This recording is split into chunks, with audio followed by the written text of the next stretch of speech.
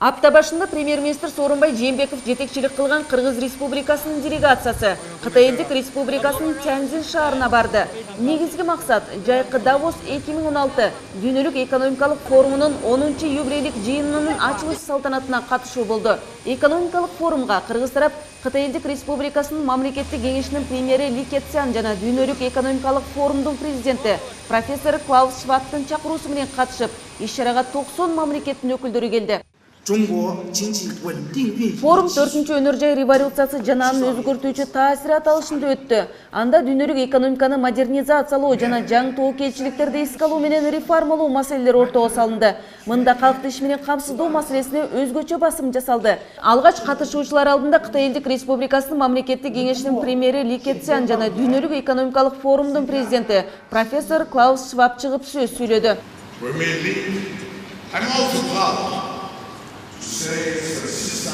Кыргыз Республикасынын расмий делегациясынын мүчөсү, тышкы иштер министри Эрлан Абдылдаевдин айтымында, мында иш-чаралар дүйнөлүк экономикалык маселелерин талкуулоо үчүн маанилүү аянтча болуп саналат. Ошол эле учурда Кыргызстандын Кытай жана башка мамлекеттер менен биргелешкен долбоорлорун ишке ашырууга мүмкүнчүлүк түзөт. Значимость его очень весомая. Биз үчүн аталган форум маанилүү аянтча болуп саналат. Мында аймактык гана экономика тууралуу эмес, дүйнөлүк экономиканын абалы тууралуу пикир алмашып, атап айтканда транспорттук инфраструктура, энергетика жана өнөр жай тармагындагы долбоорлорубузду сунуштай алабыз.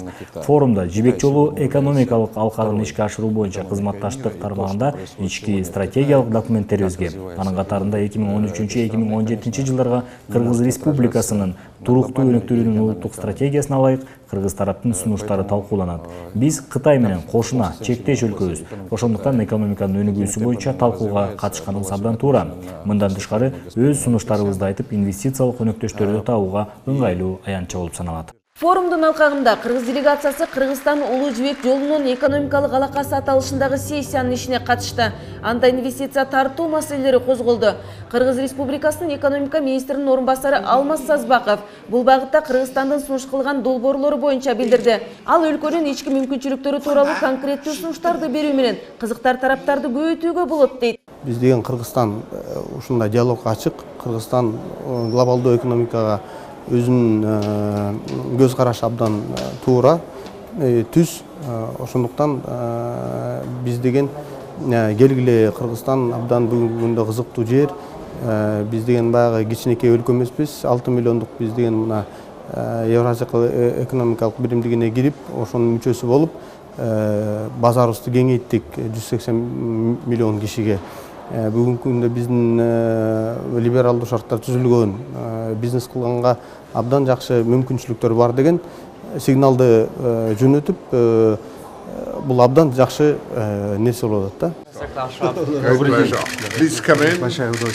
Жайкы Давос 2016 дүйнөлүк экономикалык форумунан соң премьер-министр Сооронбай Жээнбеков аталган форумдун негиздөөчүсү жана президенти профессор Клаус Шваб менен жолугушту. Клаус Шваб Кыргыз Республикасы менен форум ортосундагы узак мөөнөттүү кызматташтыкка даяр экенин билдирди. Жолугушууда ошондой эле Кыргызстандын экспорттук мүмкүндүгүн кеңейтүү максатында өлкөнүн транспорттук инфраструктурасын өнүктүрүү боюнча пикир алмашуу орун алды. Тактап айтканда, дүйнөлүк рынокко чыгуу үчүн темир жолдор тармагын өнүктүрүү зарылдыгы белгиленди. Бул жаатта премьер-министр Сооронбай Жээнбеков Кыргызстан, Кытай Элдик Республикасы, Кыргызстан, Өзбекстан темир жолун куруу боюнча долбоорду ишке ашырууда ири эл аралык темир жол түйүнүнүн катышуучусу болуп саналаарын айтты. Кыргызстандагы демократиялык процесстерге жогору баасым берген Клаус Шваб премьер-министр Сооронбай Жээнбековду Швейцарияга келип кетүүгө чакырды. Өкмөт башчы жайкы Давос 2016 дүйнөлүк экономикалык форумунун алкагында Кытай Элдик Республикасынын мамлекеттик кеңешинин премьери Ли Кэцян менен жолугушту. Жолугушууда жакында Ташкентте өткөн Шанхай кызматташтык уюмунун саммитинде эки мамлекет башчыларынын кабыл алган келишимдерин ишке ашыруу жолдору талкууланды. Атап айтсак, транспорт коммуникациясы, айыл чарба, өнөр жай, соода тармагында кызматташуу жөнүндө орун алган келишимдерди ишке ашыруу жана жаратылыш кырсыктарынын кесепеттерин жоюу, терроризмге каршы өз ара аракеттешүү маселелери козголду. Уважаемые коллеги, позвольте от имени делегации Кыргызской Республики выразить благодарность. Өкмөт башчы Сооронбай Жээнбеков мамлекеттик кеңештин премьери Ли Кэцянга жайкы Давос 2016 форумуна катышууга чакыруусу үчүн ыраазычылык билдирди. Кытай Элдик Республикасы менен кызматташуу Кыргызстандын тышкы саясатында артыкчылыктуу мүнөзгө ээ. Биз орун алган достук жана коңшу мамилелерди баалайбыз жана бардык аракетти эки тараптуу мамилелерди тереңдетүүгө жумшоого даярбыз. Биздин өлкөлөр ортосунда мындан ары эки тараптуу мамилелердин өнүгүүсүнө тоскоолдук келтирүүчү эч кандай саясий пикир келишпестиктер жок деп белгиледи Сооронбай Жээнбеков. Сооронбай Жээнбеков биргелешкен долбоорлорду ишке ашырууда өзгөчө көңүлдү кыргыз айыл чарба продукцияларынын Кытай Элдик Республикасына экспорттоо маселесине бурду. Продукцияларды эл аралык стандарттарга ылайыктоо үчүн лабораторияларды түзүү, фитосанитардык уруксаат берүү маселесин чечүү максатында кызматташтык зарылдыгына токтолду. Кытай Элдик Республикасынын мамлекеттик кеңешинин премьери Ли Кэцян кыргыз тараптын сунуштарын колдой турганын билдирип, Кыргызстандан айыл чарба азыктарын алууга жана кайра иштетүүнү күчөтүүгө кызыктар экенин баса белгиледи. Жыйынтыгында айтылган маселелер боюнча эки тараптын тийиштүү мамлекеттик органдарына аларды ишке ашыруу тапшырмасы берилди. Сооронбай Жээнбеков кесиптеши Ли Кэцянды ушул жылдын ноябрь айында өтө турган Шанхай кызматташтык уюмуна мүчө мамлекеттердин өкмөт башчыларынын жыйынына катышуунун алкагында Кыргызстанга расмий сапар менен келип кетүүгө жана Кытай делегациясын сентябрь айында Кыргызстанда өтүүчү экинчи дүйнөлүк көчмөндөр оюнунун ачылыш салтанатына катышууга чакырды. Кытайга болгон сапардын жүрүшүндө өкмөт башчы дүйнөлүк форум өтүп жаткан Тяньцзин шаарынын мэри Хуан Сингуо менен жолугушту. Хуан Сингуо Сооронбай Жээнбековдун аталган форумга катышып жатканын канааттануу менен белгиледи. Эске салсак, Тяньцзин шаары Кытайдын түндүк тарабындагы порттук шаар катары белгилүү. Шаар мэри кыргызстандык делегацияга алгач шаардагы тейлөө, маалыматтык технологиялар, фармацевтика жана унаа өндүрүшү тармагындагы мүмкүнчүлүктөрүн камтыган бет ачарды тартуулады. Начали поддерживать. Алыскы туугандан жакын кошуна артык дегендей, Кыргызстан жана Кытай эки тараптуу мамилелер орногон алгачкы күндөн тарта тыгыз байланышты карманып келүүдө. Кыргызстандын экономикасында бир катар ири биргелешкен долбоорлор ишке ашырылып жатат. И всегда мы поддерживали все инициативы Китайской Народной Республики, и Китайская Народная Республика всегда поддерживала нас. Бизге белгилүү болгондой, сиздердин мыкты айыл чарба продукциясы, анын ичинде даамдуу мөмө жемиштер бар. Биз Кыргызстандан айыл чарба продукциясын ташуу боюнча кызматташууну жөнгө салууга даярбыз.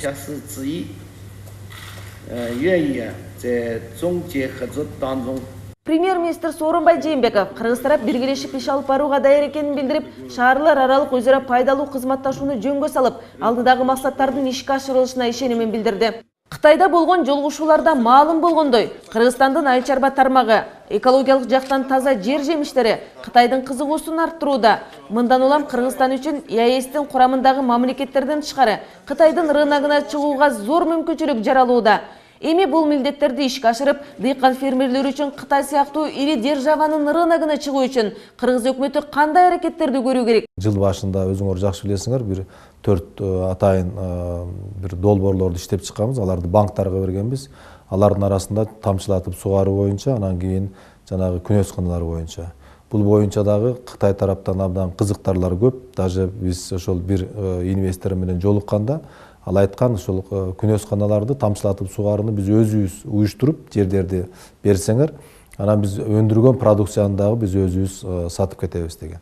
Себеби дегенде азыр мына күнөсканаларды биз көп жерлерде куруп атабыз, бирок ошол эле учурда ал жерден өндүргөн продукцияны дагы сатуу боюнча дагы бир топ маселелер бар. Себеби дегенде ошондой эле товарларды мисалы Тажикстандан, анан кийин Өзбекстандан, Кытайдан эле кайрадан бизге алып келип сатып аткан учурлар болуп атат. Ошого байланыштуу биз ушул жагын да ойлонсок болот.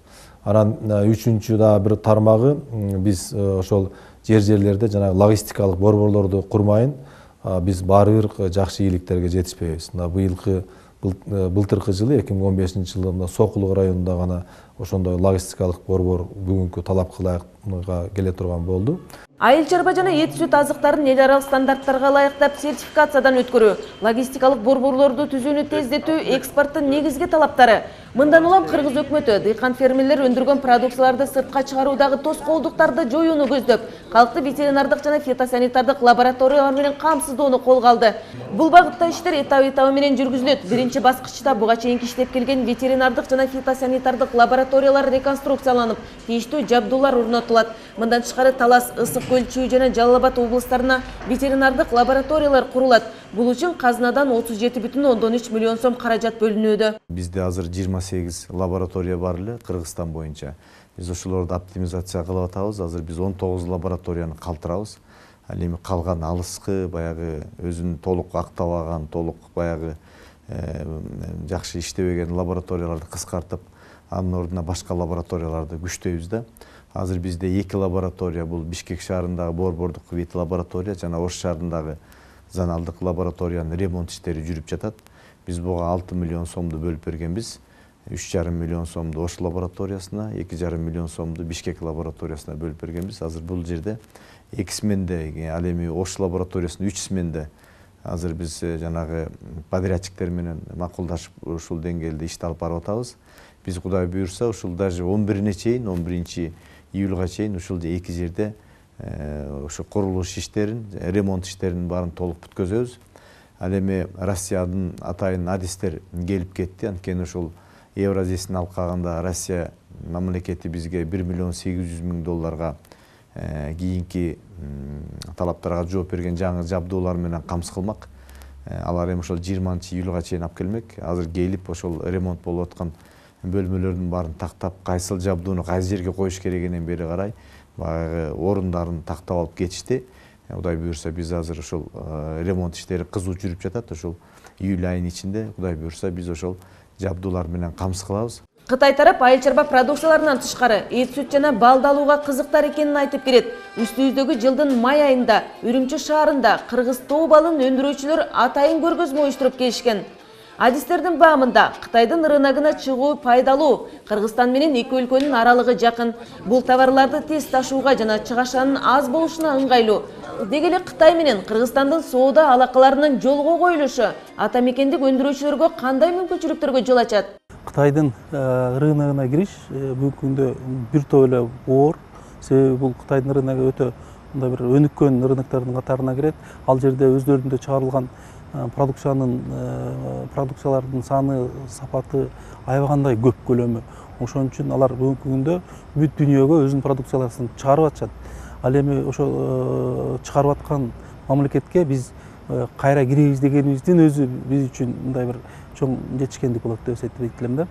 Эгер ошол Кытайдын рыногуна кирип алсак, бул деген сөз 1,5 миллиард калкы бар мамлекет рынок бизге ачылат деген сөз. Экономика илимдеринин доктору профессор Жумакадыр Акенеев көз карансыз мамлекеттердин арасында Кытай бир гана Кыргызстанга жашыл коридор мүмкүнчүлүгүн берип жаткан өлкө дейт. Агрардык сектордагы мүмкүнчүлүктөрдү пайдаланууга жол ачкан дагы бир долбоор бул Европа коомчулугунун ВСП+ преференциясы. СНГ мамлекеттеринин ичинен биринчи Кыргызстанга жанагындай жашыл коридор деген жол ачып атат да. Кыргызстанда кандай мына айыл чарба продукция өндүрүлбөсүн ошонун бүт бардыгы Кытайга эркин сатууга мүмкүнчүлүк алып атабыз да. Ошондой мүмкүнчүлүктү бизден башка эч ким алган жок да. Бул эмнени айтып атат? Бул болсо азыр биз өзүбүздүн мына айыл чарба тармактын мүмкүнчүлүгүн бир 30-40% эле пайдаланып атабыз. Бул 3 эсе, 4 эсе көбөйтсөк болот. Мүмкүнчүлүк болсо мүмкүн андан да көп өндүрүп, мына айыл жакта жашап аткан элибиздин жашоо турмушун оңдоого жол ачат да. Батыраак жанагы жашыл коридордун артынан жанагы фитосанитардык деген бир маселелер бар, ветеринардык маселелер бар. Ошону батыраак кытайлыктар менен ошо келишим түзүп алсак, мүмкүн быйыл уже күзгө жакын биз биринчи өзүбүздүн айыл чарба продукциябызды алып барып ошого сатууга мүмкүнчүлүк алабыз да. Кошумча Кытай жактан тышкары мына Европага дагы жол ачылды. ВСП+ деген бир преференцияны берип атат.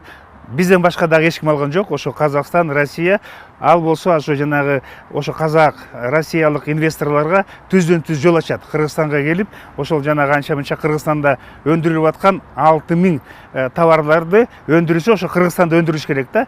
Түздөн-түз эч кандай тозголтусуз барып жанагы импорттук пошлинасы 0 болот. Ошо менен сатууга мүмкүнчүлүк алып атат. Айыл чарба тамак аш өнөр жайы тармагындагы экспорттук потенциалды арттыруудагы негизги максат атамекендик өндүрүүчүлөрдүн түйшүгүн жеңилдетүү жана калктын турмушун алдыга жылуусуна шарт түзүү. Өкмөт башчысынын Кытайга болгон бул жолку иш сапары да дал ушул максатты көздөдү. Премьер-министр Сооронбай Жээнбековдун демилгеси менен өкмөттүк курамда айрым өзгөрүүлөр болду. Анда чек-ара, энергетика, айыл чарба, маалыматтык камсыздоо сыяктуу багыттарга басым жасалды. Мындай кадам социалдык, экономикалык, аны менен катар коопсуздук тармагында абалды жакшыртууга шарт түзөт. Чек-ара маселелери боюнча вице-премьер-министр жаңы түзүлгөн мамлекеттик орган жетекчилери эл жерге ак кызмат өтөөгө антын беришип, өкмөт жаңыртылган курамда милдетин аткарууга киришти. Мындан бир жума мурда Жогорку Кеңеш премьер-министр Сооронбай Жээнбековдун өкмөт түзүмүн өзгөртүү боюнча сунуштарын колдогон. Ага ылайык геология жана минералдык ресурстар мамлекеттик агенттигинин базасында мамлекеттик өнөр жай, энергетика жана жер казынасын пайдалануу комитети түзүлдү. Аталган комитетке өндүрүш тармагын өнүктүрүү максатында бирдиктүү стратегиялык документти иштеп чыгуу жана 2016-2017 жылдардагы кышка карата даярдыкты көрүп, аны үзгүлтүксүз жылуулук менен камсыз кылуу тапшырмалары берилди. Жаңы кендерди чалгындоо иштерин жүргүзүүдө инвестиция тартуу жагы да жаңыдан түзүлгөн ведомствонун негизги милдеттеринин бири болуп саналат. Мамлекеттик башкаруу агенттиги жана өкмөткө караштуу электрондук башкаруу борборунун базасында мамлекеттик маалыматтык технологиялар жана байланыш комитети түзүлдү.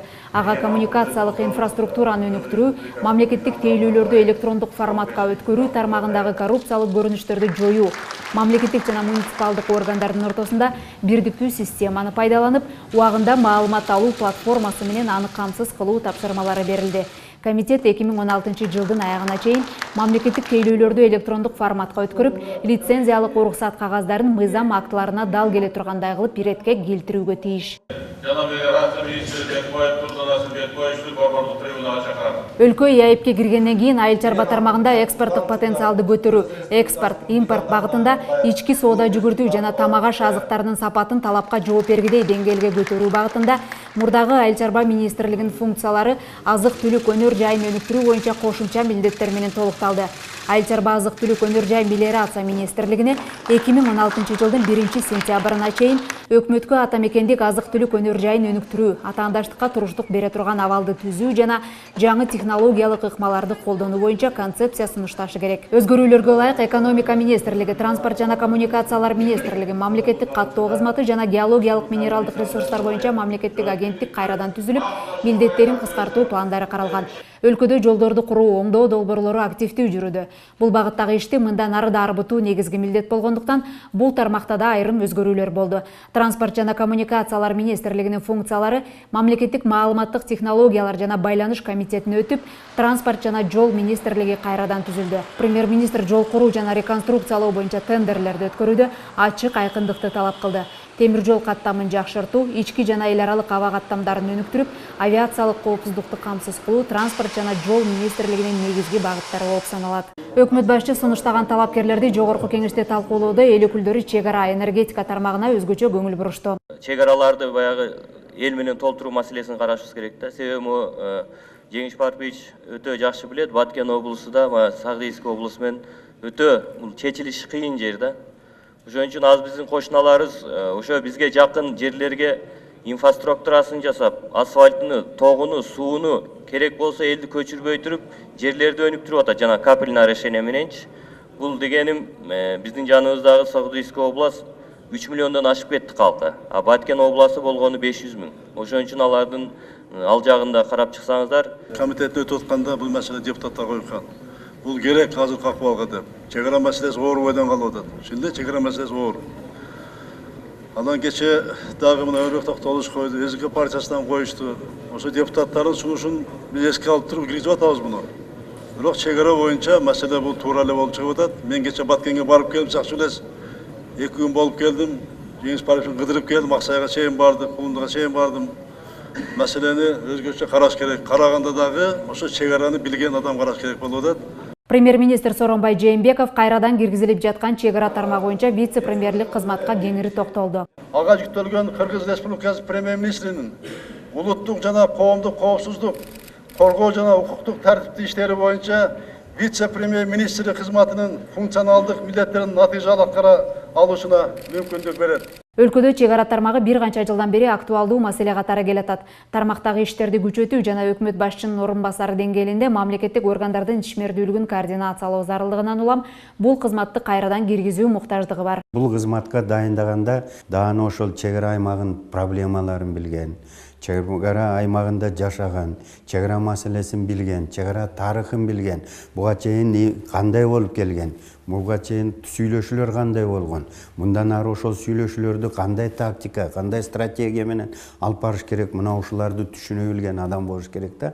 Мен дагы ошол өкмөттө иштеп жүргөндө бул киши менен айрым маселелер боюнча бир топ мындай бир сүйлөшүп, кеңешип бир топ маселелерди чечкенбиз. Өлкөнүн чек ара коопсуздугун бекемдөө, коңшу мамлекеттер менен чектеш жайгашкан аймактарда элдин жашоо шартын жакшыртуу биринчи орунда турат.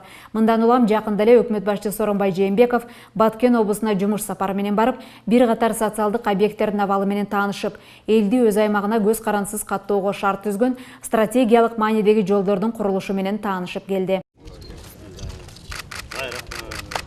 Иш сапардын жүрүшүндө Ош-Исфана Баткен автожолунун Көктала Пүлгөн участкасынын ачылышына катышты. Бул жол курулганга чейин кыргыз жарандары Өзбекстандын аймагы аркылуу өтүп, мал жайын жайып күнүмдүк турмушун өткөрүүдө коңшу мамлекеттин аймагынан өтүүгө аргасыз болгон. Чектеш аймактарда көйгөйлөр арбын болгондуктан абалды жон териси менен сезген адистин чек ара маселеси боюнча вице-премьер кызмат ордуна келиши максатка ылайык. Жерге кесиптүү адам, устат адамдар келиш керек. Сөзгө шыктуу, акылга толук, жоопкерчилик, анан эгемендүүлүк деген сөз бул өмүр менен өлүмдүн ортосунда турган милдеттин бири деп эсептегенде, анан ошондон бул иш оңунан чыгат. Чектеш аймактардагы элдин көйгөйүн чечип, жол, мектеп, таза суу менен камсыздоого мамлекет болгон күч аракетин багыттоодо. Өкмөттүн жаңы түзүмү да мына ушул көйгөйлөрдү чечип, элдин социалдык абалын жакшыртууга, айыл чарба тармагын көтөрүүгө, сырткы рынокко кеңири чыгууга жана өлкө экономикасын өнүктүрүүгө багытталган. Белгилей кетсек, бийликтин аткаруу бутагын түзүмүндө киргизилген өзгөртүүлөр штаттык сандык көбөйтүүнү жана республикалык бюджеттен кошумча каржылоону талап кылбайт. Ай сайын өтүүчү өкмөттүн жыйынынын күн тартибине бул жолу өлкөнүн 2016 жылдан 2018 жылга чейин экономикалык жана социалдык жактан өнүгүүсү, региондорду өнүктүрүү жолдорун аныктоо, республика боюнча өрт кырсыктардын алдын алуу жана жайкы мезгилде мектеп окуучуларынын эс алуусун уюштуруу маселелери коюлду. Мында максаттуу көрсөтүштөрдүн аткарылыш сапаты жетекчилердин жеке жоопкерчилигине жүктөлөт. Өкмөт өкүлдөрү 2016-2017 жылдарга экономикалык өсүүгө жетүүгө аракеттенүүдө. Алсак үстүбүздөгү жылы экономикалык өсүш 2,7%, ал эми келерки жылы 2,9% болору күтүлүүдө. Бул тууралуу экономика министри Арзбек Кожошов маалымдады. Министрдин айтымында социалдык экономикалык жактан туруктуу өнүгүү өлкөнүн ички жана тышкы факторлорунун таасирине байланыштуу. Буга удаа ал алдыдагы жылдары айыл чарба, курулуш жана кызмат көрсөтүү тармактарында туруктуу өнүгүү болжолдонуп жатканын билдирди. Эң жогорку таасир бул Евразия экономика бирим Кыргызстандын толук интеграция жана либералдуу тышкы соода саясатынын сакталып калышы, бизнес чөйрөнүн жагымдуулук жогорулатуу жана инвестициялык климат жакшыртуу боюнча өкмөттүн жүргүзүп жаткан саясаты, инвестициянын көрөмдөрүнүн өсүшү. Бул жерде белгилеп кетиш керек, урматтуу катышуучулар, 2014 жылы 700 миллион көлөмүндө болсо, 2015 жылдын жыйынтыгы менен 1,5 миллиард болду. Бул 216%га көп болду. Бүгүнкү күндө аймактардагы көптөгөн ишканалар мамлекеттик каражаттардын эсебинен курулууда. Бирок быйылкы жылы жетекчилердин иши бюджеттик эмес каражаттардын түз тартылган инвестициянын эсебинен чакан ишканаларды ачуу жана жаңы жумушчу орундарын түзүү менен бааланат. Эң башкы критерий бул биринчи жаңы жумуш орундарын түзүү, экинчи инвестициялар тартуу болуп саналат. Көбүнчө айыл өкмөттөр, райондор эмненин негизинде чыккан? Көбүнчө мамлекеттик бюджет эсебинен салынып аткан каражат эсебинен мына инвестиция тартып мына чыгып ашкан. Абуда мындай болбойт. Мында мамлекеттик бюджеттен салынган каражат эске алынбайт. Түздөн түз өндүрүшкө тартылган, ишканаларга тартылган гана инвестиция эске алынат. Ошону эске салып коеюн. Андан соң Талас облусунун социалдык экономикалык абалы жөнүндөгү маселе каралып, бул боюнча өкмөттүн ыйгарым укуктуу өкүлү Дайыр Кенекеев маалымат берди. Ал быйылкы жылы облуста түрк ишкерлери менен биргеликте төө бурчакты тазалап иштетүүчү чакан ишканалар ачыларын билдирди. Премьер-министр айыл, мал чарба жана энергетика жаатындагы көйгөйлөрдү чечүү жолдорун облустук коллегия менен биргеликте кароону жана кайра иштетүү тармагына көңүл бурууну тапшырды. Өлкөбүздө болуп жаткан ири өрт кырсыктарынын чыгышын жана өрт кырсыктарын жоюуда өзүнүн тескери таасирин тийгизүүдө. Өкмөт жыйынында каралган дагы бир маанилүү маселе өрткөдөгү өрт кырсыктарынын алдын алуу. Республиканын аймактарында жана шаарларда өрт коопсуздугунун алдын алуу чаралары ойдогудай эмес. Жыл сайын өлкө боюнча 4000ге жакын тийгизсиз жоо фактылары катталат. Алсак жыл башынан бери 1119 өрт кырсыгы орун алып, андан 82 адамдын өмүрү кыйылган. Буга борбор каладагы көп кабаттуу үйлөрдө, аймактардагы соода түйүндөрүндө жана базарларда катталган ири өрт кырсыктары мисал. Негизги себептери калктын электр жабдууларын колдонуудагы этиятсыздыгы, көп кабаттуу үйлөрдүн жана турак жайлардагы өрт коопсуздугун сактоо нормаларынын сакталбагандыгы дейт өзгөчө кырдаалдар министри. Баса белгилей кетчү нерсе жакында эле катталган Лейлек районундагы Исфана шаарынын борборуна жайгашкан Лейлек базарында, Базар Коргон районундагы Жаркынай соода базарындагы өрт кырсыктарын жоюудагы маселелер толук кандуу көзөмөл жүрбөгөндүгүн айгинелейт. Айтсак, базарларга кирүүчү жолдор ар кандай убактылуу соода курулмалары курулуп кетиши, өрт өчүрүүчү атайын суу түтүктөрү, гидранттар жана көлмөлөр менен камсыз болбошу өзүнүн терс таасирин тийгизүүдө. Өрткө каршы күрөшүү тармагындагы техникалык жабдыктардын эскириги, өрт өчүрүү унааларынын жетишсиздиги тармактын абалын аксатып келет. Өкмөт башчы жылдын аягына чейин көп кабаттуу үйлөрдүн чатырына жетүүчү шатысы бар өрт өчүрүүчү унаалар сатылып алынаарын билдирди. Ушул имараттарга колдонуп атканда, кабыл алып атканда ошо катуу көңүл буруш керек да. Көңүл буруп уларга талапты катуу коюш керек. Улар баары салып атпайбы? Ошол учурда высотный пожарный машина жок болуп атат. Туурабы? Ал боюнча азыр сүйлөшүп атабыз. Кудай калса, Кудайым буйруса, бул боюнча маселени чечкенге аракет кылабыз. А бирок сактанганды Кудайым сактайт да, Тузакмыч. Ошон үчүн пожарный безопасlıkка, коопсуздукка катуу талап коюңуз бүт салып аткан имараттарга. 2016 жылы балдардын жайкы эс алуусуна республикалык бюджеттен 5 миллион сом бөлүнгөн. Ал каражат профсоюздардын борбордук комитети аркылуу таркатылат. Билим берүү жана илим министри Эльвира Сариеванын айтымында, быйыл 2,5 миң жетим балага жана аз камсыз болгон үй бүлөлөрдүн балдарына жайкы эс алуу уюштурулууда. Өкмөт башчы балдардын жайкы убактысында эс алууга эң ириде калктын айырылуу катмарынан балдары тартылышын талап кылды. Ошону менен бирге жайкы эс алууну уюштурууда балдардын коопсуздугун камсыздап, буга жетекчилер жооп берерин эскертти. Балдардын коопсуздугун, эс алуу жайларынын өзүнүн дагы, ошондой эле ташып жеткирүүдө дагы камсыз кылуу жагы колго алынышы керек. Мына жана айтып кеттим, Арусиянын түндүгүндө Кореяда болгон сейилге чыккан балдардын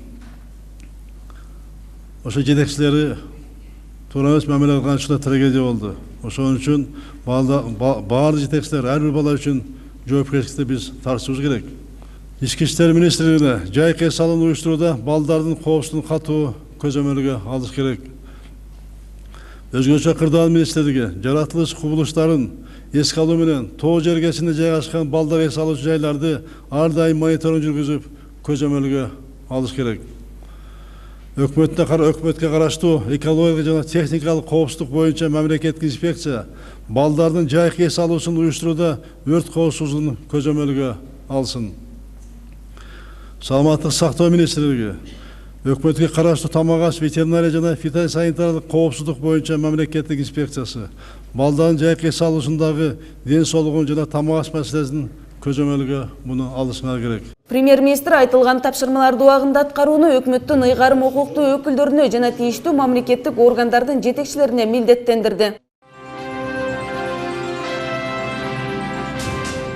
Күчтүү жана бай өлкөдө жашаган келеби? Сырттан келген товарды сатып алуу менен биз өлкөнүн өнүгүшүнө түрткү бере албайбыз жана импортко болгон көз карандылыкты жаратабыз.